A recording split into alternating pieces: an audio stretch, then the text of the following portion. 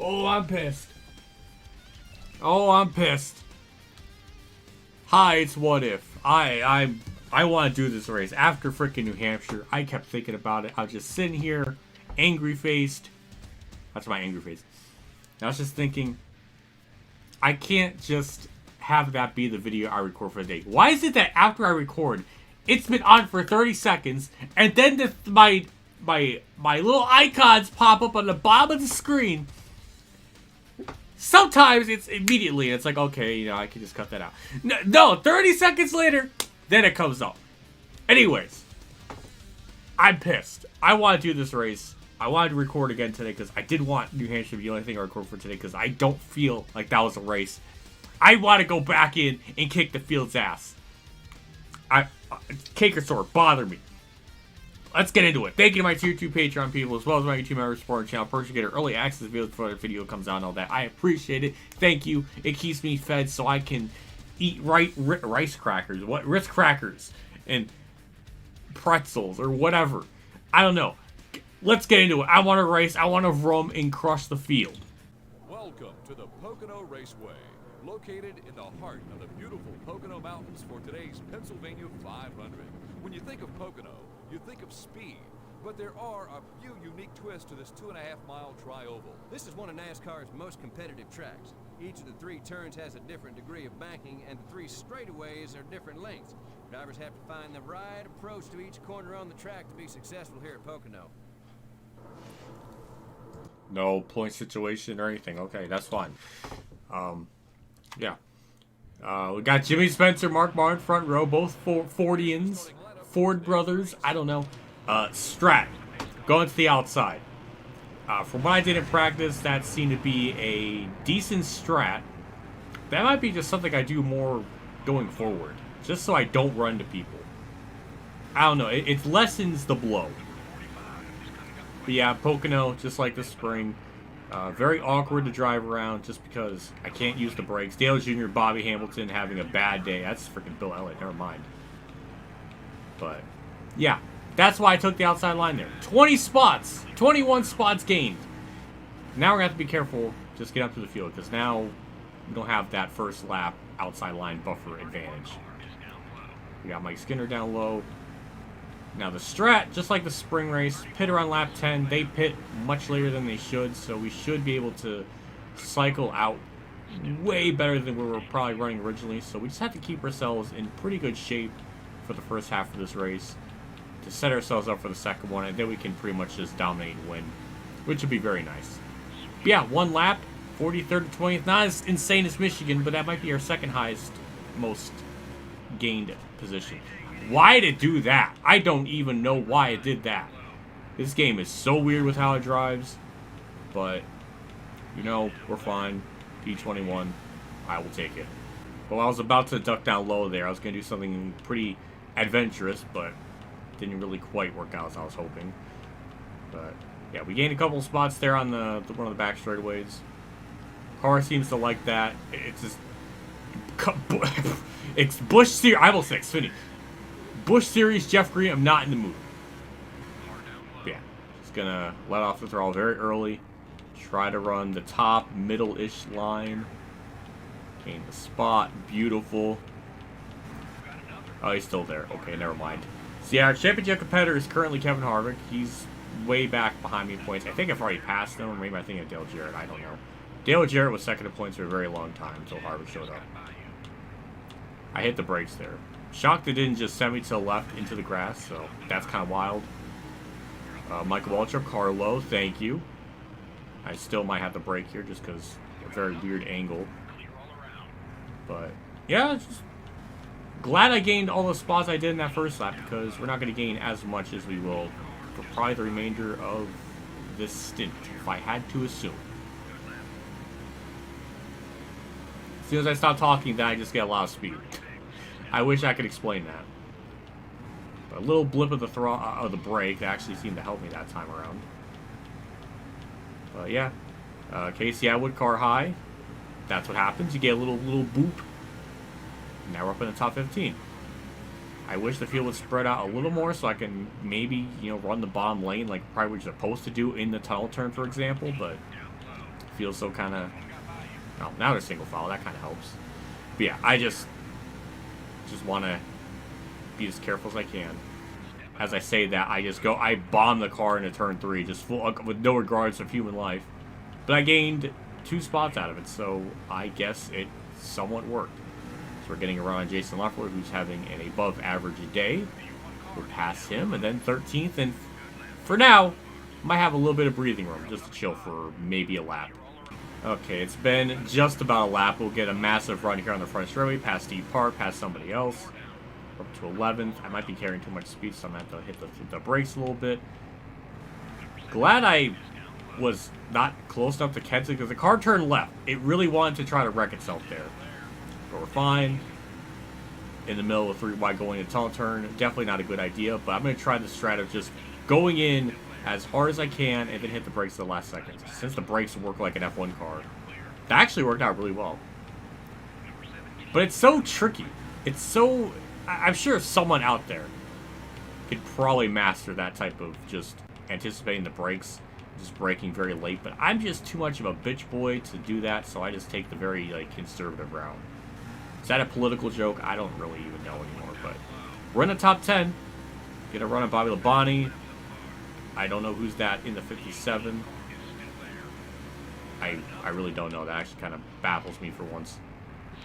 I hit the brakes twice there. That was my fault, but... yeah, top 10. I see the leaders, so once we pit on lap 10, we might have the race in the bag by that point, because the AI pit very late, so... I think we're pretty much in race-winning territory right now. Who the hell is in that 57? That's actually starting to bother me now. Jason Keller. Helen Kellen's brother, I guess. I don't know. Why did I think that? Okay, we got by Ward Burton. After I was contemplating on who the hell Jason Keller was. Or Helen Keller. I don't know, they're probably related. Maybe that's why his career wasn't so good, he couldn't see. But yeah, we're up into 8th. Bobby Labonte's right there in our sights. Kevin Harvick's actually running up there too, so... good run for him. The emulator chugged there. Don't know why. That was very strange. But we're okay. It did not completely destroy my race. Sort of amazed as how good my straightaway speed is, because once I get in the draft and I pull out, then it's like the car gets more speed. I can't really explain that. We're about to pass Bobby Labonte and chilling 6th for a bit. Jimmy Spencer's still running up there. He's representing between 2 or 12 Kmarts in America. Could be 7 for all I know. I don't know. But he's having an exceptional good run at his home track, so good for him. Too bad he never actually won a Pocono. My boy Kirk did. At least I got to see one of his race wins live in 2016. I'll never forget that. That was hot. But he beat Dale Jr. though, so it was a very awkward day because I like both. So it kind of was, bittersweet. But I liked it because Kurt won. At least I got to see that in my lifetime. I got to see both Dale Jr. win at Pocono, the second Pocono in 2014, and then Kurt in 2016. So that's kind of cool. But then I got to see Kyle Busch, I think, win a race. So, well, I got to see Matt Kenseth win. That's kind of cool too. 2015, second Pocono race. Fuel mile. I remember that. We're pitting this time. The car kind of overdrove the corner a little bit. But yeah, just standard 4-tire stop. No tire pressure adjustments. No anything. Just pit, get out, and we also won't have. Even if we have a yellow, there's track so big we're not gonna go lap down. So we are in good shape right now. I don't know why the scoring pylon said lap 21. That doesn't make any sense. That was a good pit stop. I'm extra hyper temp. Kind of thinking about that now too. I was thinking, why am I like that? Oh. I had a can of soda. First one in like 6 days, just about. I know, how dare I? Dennis Darkow like that. They're gonna freaking destroy me for that, but damn it, I gotta have a mulligan at some point, like once a week or something. I don't know. Maybe that's why my body's so not used to me having that in my system anymore. It's just like, I don't know. Do I gotta be on Red Bull or Speed or something to make these videos? Is that what it's trying to tell me? I don't know. But yeah. Now we just wait for everything to cycle out, and we should be first. Because the AI are stupid and pit way later than they really should, which doesn't really make any sense. And once again, thank God Thunder 03 and Thunder 04 fixed that issue. This is the last of all the cycled pit stops. Again, why on earth are they pitting that late? Lap 14 going in 15, that doesn't make any sense. And we'll cycle out into lead pretty effortlessly. And now we get to chill. So, thankfully, the first half of the race was interesting, because the second half doesn't really have a whole lot going for it now.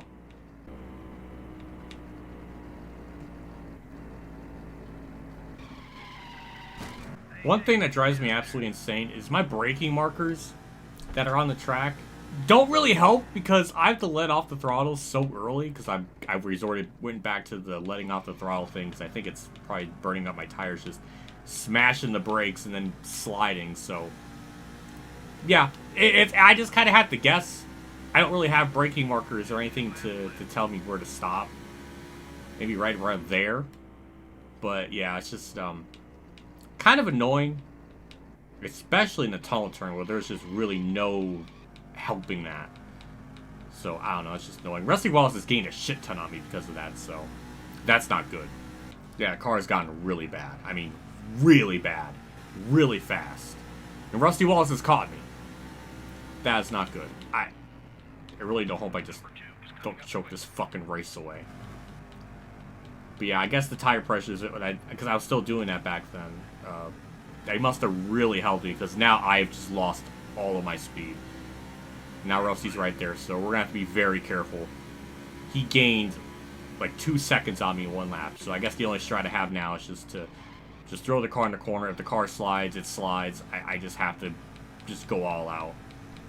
It's fucking stupid. I have to drive the car the way it was. Everything about this game just bugs me how it drives. It does not make any damn sense. But doing what I did there in turn 1 gave me a big enough gap, so I think we're going to be fine. Just really stupid how it just slides like that because I tapped the fucking brake. But we're going to do it as long as I don't throw away this corner. It definitely gave me a scare, that's for sure. But yeah, there we go. Beautiful, beautiful turn 3. And there we go. We swept the Pocono races. A little bit of a scare there at the end, but we did it. Thank God for pit strategy to give me like a almost 3-second lead there to give me that buffer. And that's a dub. Welcome back to victory lane for me. Alright, finishing results. We led 6 laps, which shockingly was the most. I kind of can't believe that considering how late we were leading into the race. Poor Jimmy Spencer doesn't win, gets 3rd. Harvick started 16th and ran himself up to 4th. That's pretty good. Jerry Mayfield 6th, Jeff Burton, Bobby Labonte, Steve Park 10th. Yeah, well, I don't know what really more to say other than we won again, and we tied the modern era record for wins in a season with 13. So hooray! Point lead's almost back up to 500, not quite, but pretty good. With us leading 6 laps, I think. Wow, we got a lot of awards for Pocono. I think, oh yeah, we led exactly over 102 laps. Now, if we times that by 10 with the 10% race length, that would give us an accurate, if this was like 100% races, then we would have led approximately like 1,002 laps or something crazy like that. So that's interesting. That's a fun fact. But yeah, good to be back to victory and good for just a race to be normal. I'm just surprised New Hampshire was just not like... It was like Richmond, kind of, with the wrecking. Or with the yellow. So that was shocking. But next race is the Brickyard. That... I don't know how that's going to be. I'll have to figure that out when I practice. But we got the dub. I'm happy. I can end the day on a note of me being an absolute Chad winning. Dab. I'm sorry. Big shout out to my 2 3 Patreon supporters today for our Champ 15, Kamikazegames, Be Like Here, and Mexican League 1986 for the support. Again, I appreciate what you guys do for my channel every single month. Does me a lot. Always goes a long ways with everything. So thank you for the continued support and all that good stuff. I'll see you all next episode for the Brickyard. I don't know what that's going to be like. Since it's such a power track, I feel we're going to have to let off the throttle like halfway down the back straightaway if we're going to go with that like off throttle approach thing. Or will the AI check up at the beginning of the race? I don't know what to expect. AI, certain tracks, the AI just stop on the start and you can just go down low or high and just gain like 10 spots. So I don't know. I guess we'll see. But for now, that's it. I will see you all next episode. See you all later. And as always, have a good day, everyone.